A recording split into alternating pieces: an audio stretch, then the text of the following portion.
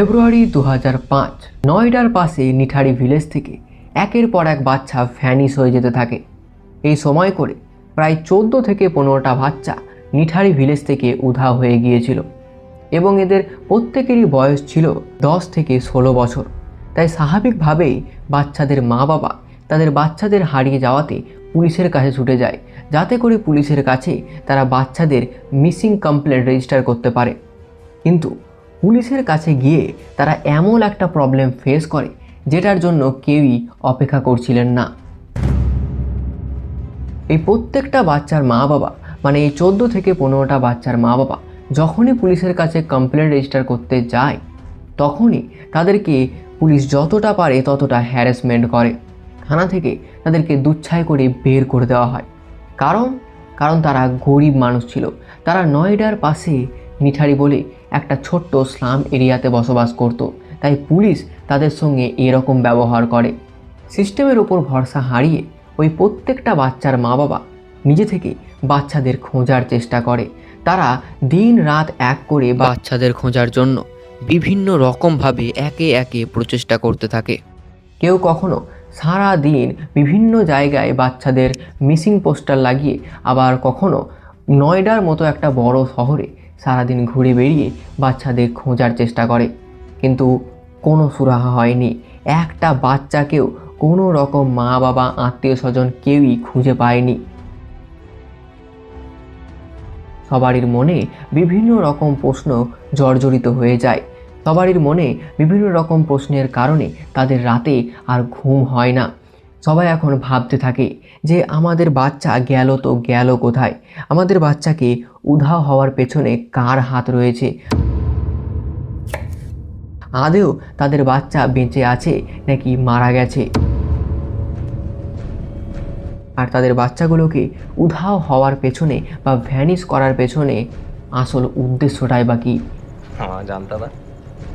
এই বিভিন্ন ধরনের প্রশ্নের কারণে নিঠারির অবস্থা এতটাই খারাপ হয়ে যায় যে দিনের বেলাতেও মানুষ ঘর থেকে বেরোতে ভয় পায়। দিনের বেলাতে বাচ্চাদেরকে ঘরের ভেতরে তালা মেরে ভরে রাখা হয়। সবারই মনে এখন একটাই প্রশ্ন, ভাই এসব হচ্ছেটা কি? কিন্তু গ্রামের মানুষরা একটা পার্টিকুলার জায়গাকে আইডেন্টিফাই করে, যেই পার্টিকুলার জায়গা থেকেই এই প্রত্যেকটা বাচ্চা ভ্যানিশ হয়ে গিয়েছিল। এবার আপনারা জানলে অবাক হবেন যে এই নির্দিষ্ট জায়গাটা কোনো রকম শ্মশান ঘাটও ছিল না, আবার কোনো কবরস্থানও ছিল না, আবার কোনো নর্মাল বাড়িও ছিল না। তাহলে এই জায়গাটা ছিল কোথায়? একটা সিম্পল জলের ট্যাঙ্ক। হ্যাঁ, ঠিকই শুনেছেন। এই জলের ট্যাঙ্কের আশেপাশের এলাকা থেকেই প্রত্যেকটা বাচ্চা উধাও হয়ে গিয়েছিল। যেন কোনো এক অদৃশ্য শক্তি এই জলের ট্যাঙ্কের আশেপাশে আসতো তাকে যেন একে একে গিলে ফেলছিল। এভাবেই 14 থেকে 15টা বাচ্চা এই জলের ট্যাঙ্কের আশেপাশের এলাকা থেকেই গায়েব হয়ে গিয়েছিল। যেই বাচ্চা এই জলের ট্যাঙ্কের পাশে আসতো তাকে ওই অদৃশ্য শক্তিটা মুহূর্তের মধ্যে ফিনিশ করে দিত। কোনো রকম রক্তচিহ্নও ছিল না, কোনো রকম আওয়াজও ছিল না, বলা ভালো কোনো রকম টু শব্দ ছাড়াই এই জলের ট্যাঙ্কের আশেপাশের এলাকা থেকেই এই প্রত্যেকটা বাচ্চা জাস্ট হাইড হয়ে গিয়েছিল। এবার প্রশ্ন হচ্ছে যে এই জলের ট্যাঙ্কে কি এমন ছিল যার কারণে এই প্রত্যেকটা বাচ্চা এই জলের ট্যাঙ্কের আশেপাশের এলাকা থেকেই ভ্যানিশ হয়ে গিয়েছিল? সে কথায় আসবো, তবে তার আগে বলে রাখি যে আপনি যদি ভিডিওটা শেষ পর্যন্ত দেখতে চান তাহলে you should need a cup of coffee. কারণ আই অ্যাম ড্যাম শিওর যে আপনি এর আগে যতগুলো ক্রাইম স্টোরি শুনেছেন, আজকের এই ক্রাইম স্টোরিটা সবচেয়ে খিচুড়ি মার্কা ক্রাইম স্টোরি হতে চলেছে। কারণ আজকের ক্রাইম স্টোরিতে আছে assault, call girl, dead body এর সাথে নরখাদক, পুলিশের নেগলিজেন্স, আর সবচেয়ে আগে এর ইনভেস্টিগেশন। পুরো কেসটা যতটা ইন্টারেস্টিং, এর ইনভেস্টিগেশনও ঠিক ততটাই ইন্টারেস্টিং, যেটা আপনাকে ভাবতে বাধ্য করবে যে আমাদের দেশে আদৌ আইন ব্যবস্থা বলে কিছু আছে নাকি নেই। সিস্টেমের ওপর আপনার যেটুকু ভরসা আগে ছিল এই ভিডিওটা শেষ হতে হতে সেটুকু ভরসাও গায়েব হয়ে যাবে, জাস্ট লাইক দ্য চিলড্রেন্স। কারণ আমাদের দেশে সায়েন্টিস্টরা জেলে আর রেপিস্টরা বেলে। তো নমস্কার, আমি রয়েছি আপনাদের প্রিয় ভাই। শুরু হচ্ছে ভারতবর্ষের অন্যতম ভয়ঙ্কর মার্ডার কেস, যেটা আপনাকে ভাবতে বাধ্য করবে যে এটা আদৌ মানুষের কাজ নাকি কোনো রাক্ষসের কাজ। পুরো নিঠারি যখন ওই ট্যাঙ্কিওয়ালা ভূতের আতঙ্কে হাহাকার করছিল, সবার মনে জাস্ট এই ধারণাটা ছিল যে ট্যাঙ্কিতে কোনো ভূত আছে, ট্যাঙ্কিতে কোনো অদৃশ্য শক্তি আছে। তখন ঠিক এই সময়ে কয়েকজন বালক ওই ট্যাঙ্কির পাশে ক্রিকেট খেলছিল এবং দেখতে দেখতে তাদের বল ট্যাঙ্কির পাশে একটা নালাতে গিয়ে পড়ে। প্রথমে তো প্রায় প্রত্যেকটা বাচ্চাই বলটাকে ওই নালা থেকে না তোলার ডিসিশন নেয়, কারণ সিচুয়েশান অলরেডি খারাপ হয়েছিল। নিঠাই থেকে ইতিমধ্যেই প্রায় 14 থেকে 15টা বাচ্চা অলরেডি উধাও হয়ে গিয়েছিল। তাই প্রত্যেকটা বাচ্চাই বলটাকে না তোলার ডিসিশন নেয়। কিন্তু তাদের মধ্যে দুজন বালক সাহস দেখিয়ে বলটাকে তোলার ডিসিশন নেয় এবং যখনই তারা নালার পাশে বলটাকে তোলার জন্য যায়, তখন তারা লক্ষ্য করে যে একটা ক্যারি প্যাকেট থেকে একটা বীভৎস গন্ধ যাচ্ছে। এই গন্ধটা এতটাই তীব্র গন্ধ ছিল যে এই গন্ধটা পুরোপুরি মানুষের স্টিঙ্কিংয়ের গন্ধ ছিল। অ্যান্ড স্টিঙ্কিং মিনস, এবং যখনই ওই দুটো বালক আরও একটু পাশে যায়, তখন তারা লক্ষ্য করে যে ওই ক্যারি প্যাকেটটার ভেতরে মানুষের হাতের মতো কিছু একটা রয়েছে। মানে এমন একটা মাংসপিণ্ড আছে যেটা পুরোপুরি মানুষের হাতের মতো রিজেম্বল করছে। অ্যান্ড এটা দেখেই ওই প্রত্যেকটা বাচ্চার জাস্ট অবস্থা খারাপ হয়ে যায়, কারণ তারা নিতান্তই ছোট বাচ্চা ছিল। তাই প্রত্যেকটা বাচ্চাই মা বাবাকে ইনফর্ম করে এবং দেখতে দেখতে ওই ক্যারি প্যাকেটটাকে ঘিরে পুরো নিঠারি গ্রাম একদম এক হয়ে যায়। মানুষের হাতের মতো কিছু একটা দেখা যাচ্ছিল, তাই পুলিশকে ইনফর্ম করা হয়। তো পুলিশ আসেও এবং এবারও পুলিশ এই ঘটনাটাকে পুরোপুরি নেগলেক্ট করে দেয়। তারা ওই মানুষের হাতের মতো জিনিসটাকে কোনো পশু বা জানোয়ারের হাতের সঙ্গে তুলনা করে ঘটনাটাকে এবারও ধামাচাপা দিয়ে যায়। বাট ইন রিয়ালিটি ওটা মানুষেরই হাত ছিল, যেটা পুলিশ এবারও নেগলেক্ট করে গেল। কিন্তু এবার দিন আসে 7ই মে 2005। এমন একটা ঘটনা ঘটে যায় যার কারণে পুলিশ এই নিঠারি কেসে বাধ্য হয়ে এন্ট্রি মারে। এইবার পুলিশ সম্পূর্ণভাবে অ্যাকশনে চলে আসে। যদিও এই ঘটনা ঘটার ফার্স্ট 3 মান্থস পুলিশ এবারও নেগলেক্ট করে অ্যাজ বিফোর, বাট এই ঘটনাটা যদি না ঘটতো তাহলে হয়তো এই নিঠারি কেসের আনফোল্ড হতো না। হয় কি, 7ই মে 2005 পায়েল বলে একজন 22 বছরের অ্যাডাল্ট মহিলা নিঠারি থেকে ভ্যানিশ হয়ে গিয়েছিল। অ্যান্ড এর আগে আপনারা দেখতে পেলেন যে যতগুলো বাচ্চা উধাও হয়েছিল তাদের ম্যাক্সিমামের বয়স ছিল 10 থেকে 16 বছর। বাট এবার একজন 22 বছরের অ্যাডাল্ট মহিলা নেমড পায়েল নিঠারি থেকে ভ্যানিশ হয়ে গিয়েছিল। পায়েলের ভ্যানিশ হওয়াতে পায়েলের বাবা নন্দলাল প্রথমে নিজে থেকেই পায়েলকে খোঁজার চেষ্টা করে, কারণ পায়েলের বাবা দেখেছিল যে পুলিশের কাছে গিয়ে আদৌ কোনো লাভ হবে না। তাই নিজে থেকেই পায়েলকে খোঁজার চেষ্টা করে। সে বিভিন্ন অটোওয়ালাকে জিজ্ঞেস করে তারা পায়েলকে দেখেছে কিনা, এবং একটা অটোওয়ালার কাছ থেকে পায়েলের বাবা নন্দলাল জানতে পারে যে 7ই মের দিন পায়েল D5-এ গিয়েছিল। অ্যান্ড D5 ছিল নয়ডার সেক্টর 31-এর ভিতরে একটা আলিশান বাংলো, যেখানে পায়েল 7ই মের দিন গিয়েছিল। এবং পায়েল 7ই মের দিন তার বাবাকে বলে গিয়েছিল যে একটা কাজের খোঁজে সে D5 নামক ওই আলিশান বাংলোটাতে যাচ্ছিল। তাই পায়েলের বাবা সরাসরি D5 নামক ওই বাংলোটাতে হাজির হয়ে যায় এবং সেখানকার মালিককে জিজ্ঞাসাবাদ করে যে তারা পায়েলকে দেখেছে কিনা। কিন্তু ঘরের যিনি মালিক ছিলেন তিনি পায়েলের বাবাকে বলেন যে তারা পায়েলকে দেখেননি এবং তিনি পায়েল বলে কাউকে চিনেন না। কিন্তু পায়েল তার বাবাকে সাফ সাফ বলে গিয়েছিল যে 7ই মের দিন পায়েল D5-এই যাবে। তো পায়েলের বাবার ওই যে ঘরের মালিক ছিল D5-এর, ওনার প্রতি খানিকটা সন্দেহ হয় এবং এর কারণে তিনি পুলিশ স্টেশনে পৌঁছে যায়। অ্যান্ড পুলিশ স্টেশনে কি করে, পুলিশ স্টেশনে প্রথম 1 মাস ধরে পায়েলের বাবাকে যতটা পারে ততটা হ্যারাসমেন্ট করে। প্রতিদিন পায়েলের বাবা পুলিশ স্টেশনে যেত আর প্রত্যেক দিন ফিরে আসতো উইদাউট এনি রেজাল্ট। এভাবেই প্রায় 1 মাস ধরে পায়েলের বাবা পুলিশ স্টেশনে যেত আর ফিরে আসতো, যেত আর ফিরে আসতো। তাই একদিন পায়েলের বাবা ক্লান্ত হয়ে হায়ার অথরিটির কাছে পৌঁছে যান।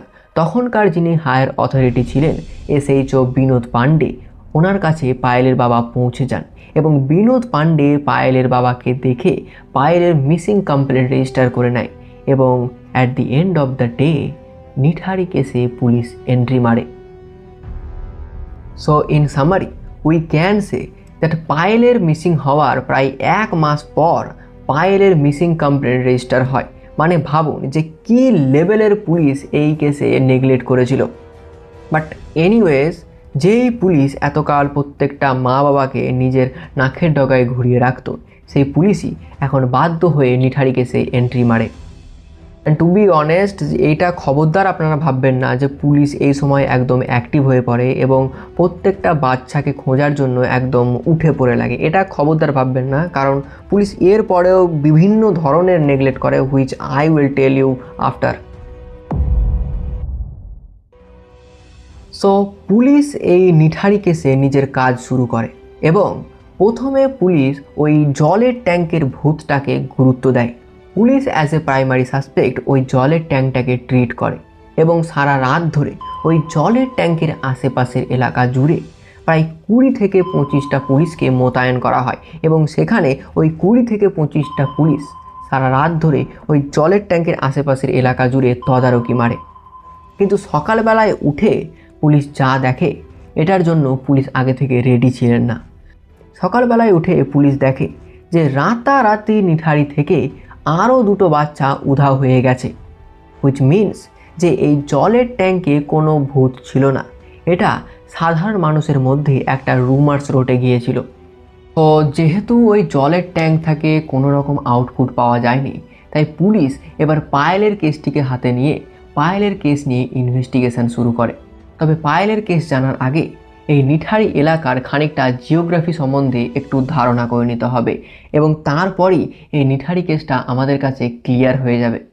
ভয় পাবেন না, আমি এখানে কোনো ভূগোলের ক্লাস করাচ্ছি না। সো আপনাদের ওই জলের ট্যাঙ্কিটা, যে জলের ট্যাঙ্কিটা নিয়ে এত বাওয়াল হয়ে গেল, সেই জলের ট্যাঙ্কের পাশ থেকে শুরু হচ্ছে সেক্টর 31। অ্যান্ড এই সেক্টর 31 ছিল নয়ডার ভিতরের একটা জায়গা। আর এই সেক্টর 31-এর ভিতরে একটা বাড়ি হলো D5। হ্যাঁ, সেই D5, যেই D5 থেকে পায়েল গায়েব হয়ে গিয়েছিল। এই সেক্টর 31 একটা পোর্স এলাকা ছিল, যেখানে মূলত বড় লোকরাই বাস করত। আর অন্যদিকে ছিল নিঠারি বলে একটা স্লাম এরিয়া, যেখানে কেবল গরিব মানুষ ছাড়া আর কেউ বাস করতো না। ওই ট্যাঙ্কিটার পাশ দিয়েই সেক্টর 31 আর নিঠারির মধ্যে একটা ডিভাইড হয়।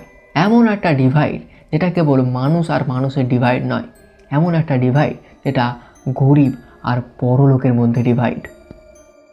এই যে এটা দেখতে পাচ্ছেন, এটা হলো জলের ট্যাঙ্ক। আর এই জলের ট্যাঙ্কের পাশ থেকে শুরু হচ্ছে সেক্টর 31। আর এই সেক্টর 31-এর ভিতরে একটা বাড়ি হচ্ছে D5। অ্যান্ড এই D5 ছিল এমন একটা আলিশান বাংলো, যেখানে সমস্ত রকম ভয়ঙ্কর কাজ চলছিল, যেটার ইতিহাস জানলে আপনার হাতের লোম জাস্ট খাড়া হয়ে যাবে। বাট পুলিশ এই সময় করে D5-এ কী চলছে না চলছে এটা কিচ্ছুটি জানতো না।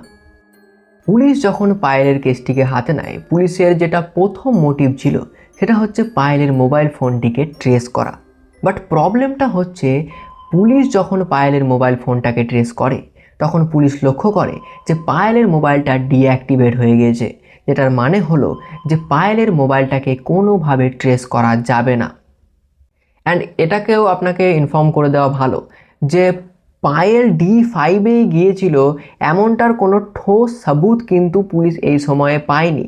তাই পুলিশ ওই D5-এর মালিক বা D5-এ যারা বাস করছিল তাদেরকে অ্যারেস্ট করার জন্য কোনো রকম পুলিশের কাছে এভিডেন্স ছিল না।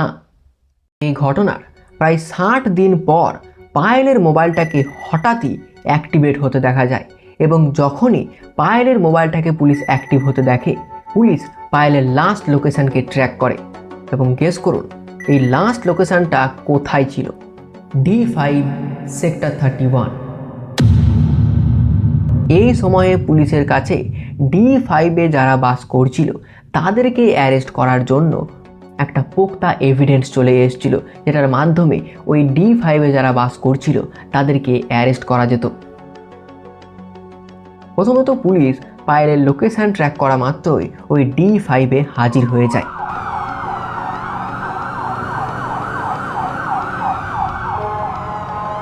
D5 থেকে পুলিশ একজনকে গ্রেপ্তার করে, যার নাম হচ্ছে মনিন্দর সিং পান্ডের, জাতিতে পাঞ্জাবি, বড়লোক এবং একজন বিচক্ষণ বান্দা। কিন্তু জানলে অবাক হবেন যে মনিন্দর সিং পান্ডেরকে অ্যারেস্ট করা মাত্রই পুলিশ তাকে ছেড়ে যায়, কারণ মনিন্দর সিং পান্ডের সঙ্গে থানার একটা ভালো সম্পর্ক ছিল। তাই এই কানেকশনের কারণে মনিন্দর সিং পান্ডের থানা থেকে ছাড়া পেয়ে যায়। মনিন্দর সিং পান্ডের ছাড়া পেয়ে যাওয়াতে মিডিয়া, পাবলিক একদম ক্ষেপে ওঠে। পাবলিক বিভিন্নভাবে আন্দোলন করতে শুরু করে। তাই পাবলিকের চাপ আর মিডিয়ার চাপের ফলে মনিন্দর সিং পান্ডেরকে পুলিশ দ্বিতীয়বার অ্যারেস্ট করে। অ্যান্ড আপনাদেরকে এটাও ইনফর্ম করে দেওয়া ভালো যে পুলিশ মনিন্দর সিং পান্ডেরকে এর আগে 3 থেকে 4 বার অ্যারেস্ট করেছিল, বাট সর্বদাই সে ছাড়া পেয়ে গিয়েছিল। কিন্তু এবার যখন আরও বেশি প্রেসার চলে এলো পুলিশের হাতে, তখন পুলিশ বাধ্য হয়ে মনিন্দর সিং পান্ডেরকে অ্যারেস্ট করে। এবং মনিন্দর সিং পান্ডেরকে যখন জিজ্ঞাসাবাদ করা হয় তখন মনিন্দর সিং পান্ডের বলে যে 7ই মের দিন, অর্থাৎ যেদিন পায়েল উধাও হয়েছিল, সেই দিন পান্ডের বাড়িতে ছিল না। সেই দিন পান্ডের চণ্ডীগড়ে ছিল, সেখানে তার বাবার শ্রাদ্ধানুষ্ঠান ছিল, তাই সে চণ্ডীগড়ে ছিল। এবং as a evidence Moninder Singh পান্ডের পুলিশকে মোবাইল ফোন থেকে একটা ছবি বের করে দেখায়, এবং যেখান থেকে সাফ বোঝা যাচ্ছিল যে মনিন্দর সিং পান্ডের সত্যিকারের সেই দিন D5-এ ছিলেন না।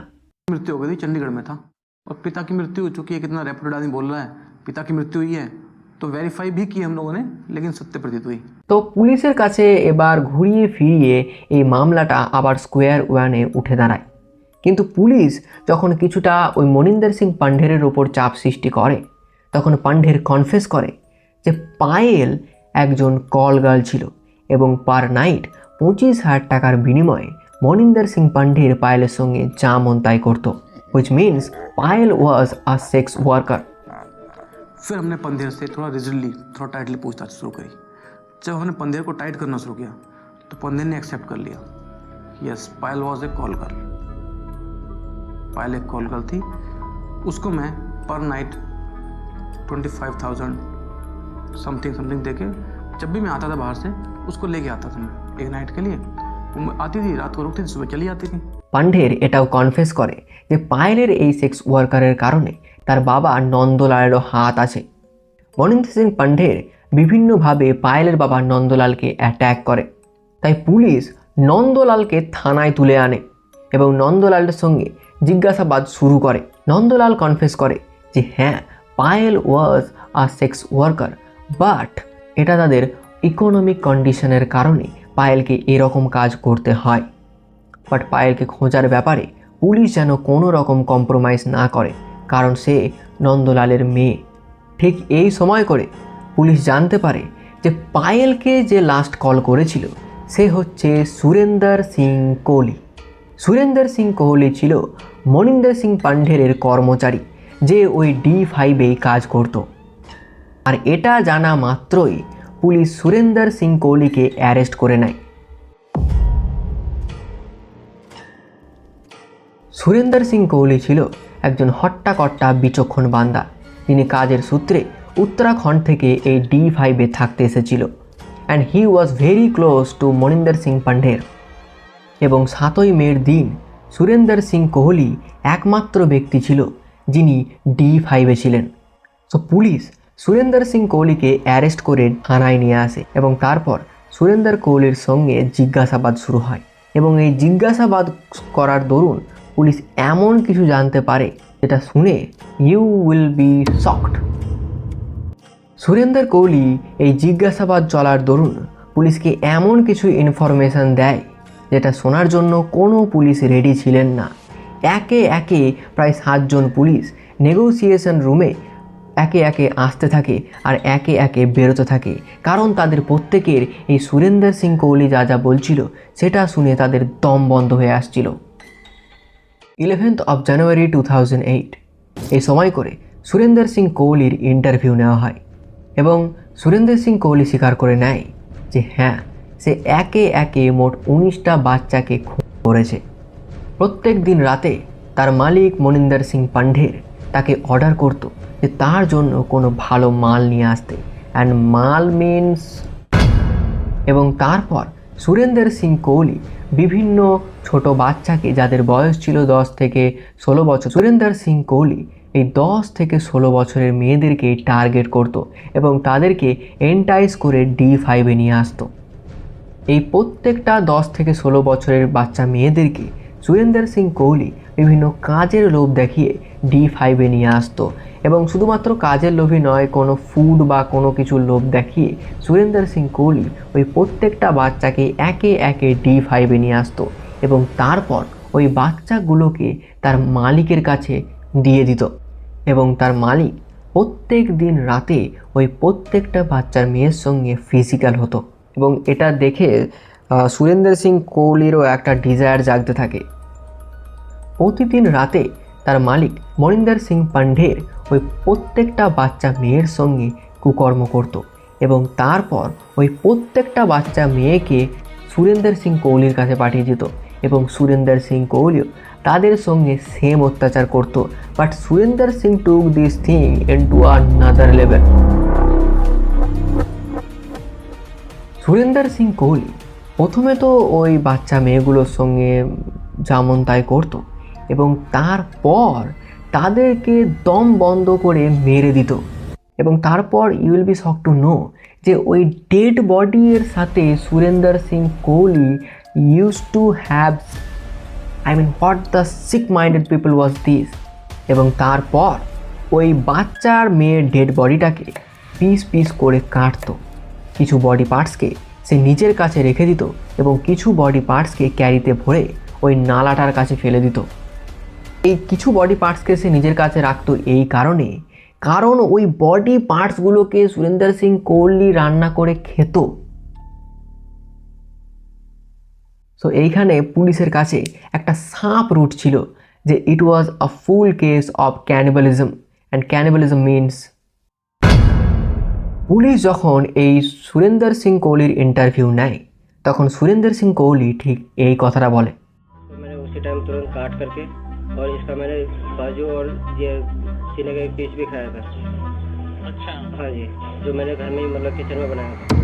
এবং দেখতে দেখতে একের পর এক 19টা বাচ্চার সঙ্গে সুরেন্দর সিং কোহলি ঠিক একই কাজ করত। আপনাদের মধ্যে অনেকের প্রশ্ন জাগবে যে এই মনিন্দর সিং পান্ডের আসলে কি হয়েছিল। তো এই মনিন্দর সিং পান্ডেরকে বাচ্চাদেরকে সেক্সুয়ালি অ্যাবিউজ করার জন্যে প্রথমে 7 বছরের জেল দেওয়া হয়। কিন্তু এখন প্রশ্ন হচ্ছে যে পায়েলের সঙ্গে কি হয়েছিল। তো 7ই মের দিন মনিন্দর সিং পান্ডের সত্যিকারের সেই দিন বাড়িতে ছিল না। সেই দিন বাড়িতে ছিল মনিন্দর সিং পান্ডের কর্মচারী এই সুরেন্দর সিং কোহলি। সুরেন্দর সিং কোহলি রাতের বেলাতে পায়েলকে ফোন করে ডাকে এবং পায়েলকে মাত্র 500 টাকার বিনিময়ে পায়েলের সঙ্গে you know what I mean ওটা করার কথা ভাবে, কিন্তু পায়েল জাস্ট ডিনাই করে দেয় এবং এটা শুনে সুরেন্দর সিং কোহলির একদম মটকা গরম হয়ে যায়। তাই সুরেন্দর সিং কোহলি পায়েলের ওড়না নিয়ে পায়েলকে দম বন্ধ করে মেরে দেয় এবং তারপর আর কি ছিল, সুরেন্দর সিং কোহলি এগেন ডেড বডির সঙ্গে সেক্সুয়াল অ্যাক্টস করে এবং তারপর ওই ডেড বডিটাকে, পায়েলের ডেড বডিটাকে পিস পিস করে কাটে এবং কিছু অংশকে সে প্যাকেটে ভরে ওই পাশের ওই নালাটাতে ফেলে দেয়। এবং এই নালাটাকে এখানে বলে রাখা দরকার যে এই নালাটা ওই D5-এর আশেপাশেই ছিল। আমি যখন এই কেসটাকে নিয়ে রিসার্চ করছিলাম তখন আমার মাথা জাস্ট খারাপ হয়ে গেল যে একটা মানুষ নিজের ফ্যান্টাসি পূরণ করার জন্য কতটা ডিজায়ারেবল হতে পারে সে ডেড বডির সাথে সেক্সুয়াল অ্যাক্ট করে। I don't know man, how can this possible, I don't know. Surendra Singh কোহলির মতো নরখাদক সম্পর্কে আপনারা কোথাও পড়তে পারবেন না, কারণ he was only one monsters we can find in our India. পান্ডেরের ডিজায়ার ছিল অনেক বেশি, লাইক ওনার বয়স প্রায় 50 থেকে প্রায় 55 বছর, but yet he was full of desires. এবং এই কারণে তিনি প্রত্যেক দিন রাতে সুরেন্দর কোহলিকে বিভিন্ন ছোট বাচ্চাকে নিয়ে আনার কথা বলতো এবং তারপর अभी मैडम आ रही, मैं पैसे की बात करवा देता हूँ। और जैसे ये उधर को देख रही थी, मैंने पीछे से इसी के सुनी से इसका गला दबा करके और इसको बेहोश कर दिया।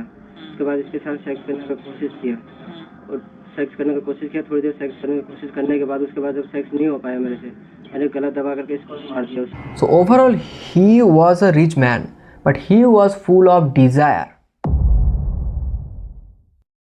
এবার এই সুরেন্দর সিং কোহলিকে 19টা বডির মার্ডারের জন্য ফাঁসির অর্ডার দেওয়া হয়, কিন্তু সিবিআই যখন এই কেসে নার্কো টেস্ট করে তখন মনিন্দর সিং পান্ডের এবং সুরেন্দর সিং কোহলি এই দুজনকে ফাঁসির অর্ডার দেওয়া হয়।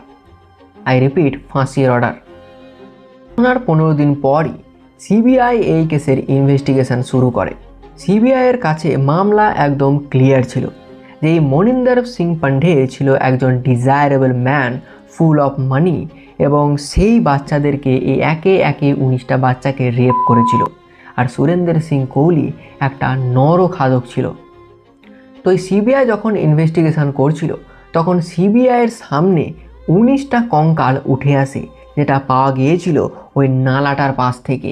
একে একে পুলিশ 19টা কঙ্কালকে ওই নালাটার কাছ থেকে উদ্ধার করে এবং এটা একদম ক্লিয়ার ছিল যে 19টা কঙ্কাল নিঠারিরই ওই ছোট্ট ছোট্ট বাচ্চাদেরই ছিল, যেটাকে সুরেন্দর সিং কোহলি এবং পান্ডের নৃশংসভাবে হত্যা করেছিল।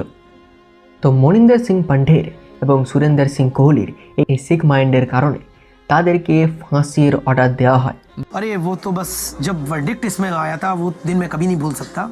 मैं तो बहुत खुश हो गया जब दोनों का फांसी हो गया, इसलिए जो गरीब बच्चा सारे बात जाएगा। বাট এই ফাঁসির অর্ডার একটা নামমাত্র অর্ডার ছিল, কারণ এই ফাঁসির অর্ডার ধীরে ধীরে যাবজ্জীবন কারাদণ্ডে পরিণত হয়ে যায়। কিন্তু আপনি জানলে অবাক হবেন এবং আপনার মাথাটা জাস্ট গরম হয়ে যাবে যে 2023 সালে মনিন্দর সিং পান্ডেরকে আদালত ইনোসেন্ট ঘোষণা করে। I mean what the fuck! যেই মনিন্দর সিং পান্ডের একে একে 19টা বাচ্চা মেয়েকে রেপ করেছিল, সেই মনিন্দর সিং পান্ডেরকে ফাঁসি দেওয়ার বদলে 2023 সালে আদালত ইনোসেন্ট ঘোষণা করে। আই ডোন্ট নো ম্যান, যে আমাদের দেশের এই আইন ব্যবস্থা বলে আদৌ কিছু আছে কি নেই আমি জানি না ভাই। অ্যান্ড এখানে এটাও সামনে আসে যে ওইখানে কেবল 19টা বাচ্চার মধ্যে সবকটা 19টা বাচ্চা ছিল না, there were some boys at all. Man, যে আমাদের দেশের আইন ব্যবস্থার চোখে কোন ধরনের পট্টি পরানো আছে যে একে একে 19টা বাচ্চাকে রেপ করলো, সেই মনিন্দর সিং পান্ডেরকে আদালত ইনোসেন্ট ঘোষণা করে। আর এখন যেটা বলবো সেটা শোনার জন্য আপনারা কেউ প্রস্তুত নয়, তাই ভিডিও থেকে জাস্ট চলে যেতে পারেন, কারণ এখন যেটা বলবো সেটা শুনে আপনার মাথা জাস্ট ফেটে যাবে। তো ব্যাপারটা হচ্ছে 2025 সালের জুলাই মাসে, মানে এই আগের বছরই, সুরেন্দর সিং কোহলিকে জেল থেকে ছেড়ে দেওয়া হয়। হ্যাঁ, ঠিকই শুনেছেন, সুরেন্দর সিং কোহলিকে জেল থেকে ছেড়ে দেওয়া হয়, হুইচ লিটারালি মিনস দ্যাট আমাদের দেশে আইন ব্যবস্থা জাস্ট খোকলা হয়ে গেছে, যে একের পর এক 19টা বাচ্চা মেয়েকে ইনক্লুডিং সাম বয়েজ রেপ করেছিল এবং তার সঙ্গে ডেড বডির সাথে সেক্সুয়াল অ্যাক্ট করে এবং তারপর সেই ডেড বডিগুলোকে খেয়ে সেগুলোকে ফেলে I mean as a monster act করে। সেই সুরেন্দর সিং কোহলিকে আদালত ছেড়ে দেয়। পুলিশের কাছে একটা সাপ রুট ছিল যে সুরেন্দর সিং কোহলি একজন নরখাদক ছিল।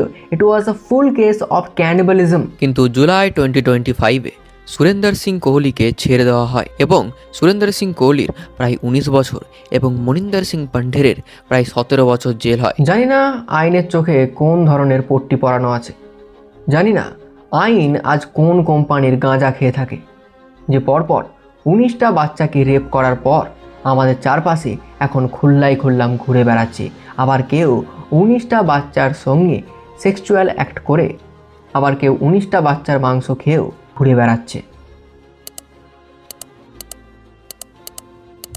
আমাদের দেশের আইন ব্যবস্থা আর যোগ ছাড়া আর কিছুই না। আমাদের দেশে সোনাম ওয়াংচুকের মতো একজন ব্রিলিয়ান্ট সায়েন্টিস্টকে জেলে ভরে রাখা হয়েছিল, আবার আমাদের দেশেই এরকম একজন রেপিস্টকে জেল থেকে বের করে দেওয়া হয়, এরকম একজন নরখাদককে জেল থেকে বের করে দেওয়া হয়। What I and you can do, ওই অন্য নিজেদের বাচ্চাদের সামনে রাখুন, কারণ সুরেন্দার আর পান্ডেরের মতো হাজারো লাখো সাইকোপ্যাথ আমাদের দেশে খুল্লাই খুল্লাম ঘুরে বেড়াচ্ছে। এটা হতে পারে আপনার প্রতিবেশী, হতে পারে আপনার আত্মীয়, অথবা হতে পারে আপনি নিজে।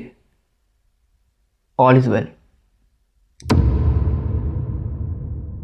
টু বি অনেস্ট, আমি এই ঘটনাটাকে কেবলমাত্র 60 to 70% বলতে পেরেছি। আর আপনারা যদি জানতে চান এই ঘটনাটাকে ইন ডিটেলড, তাহলে you can check out the documentary named the karma killings. এবং কিছু বছর আগে নেটফ্লিক্সে একটা ডকুমেন্টারি লঞ্চ হয় যেটা এই পুরোপুরি এই কেসটাকে কভার করেছে, which you can also consume. Karma কিলিংসের লিঙ্ক আমি ডিসক্রিপশানে দিয়ে দিচ্ছি। সো ইয়া।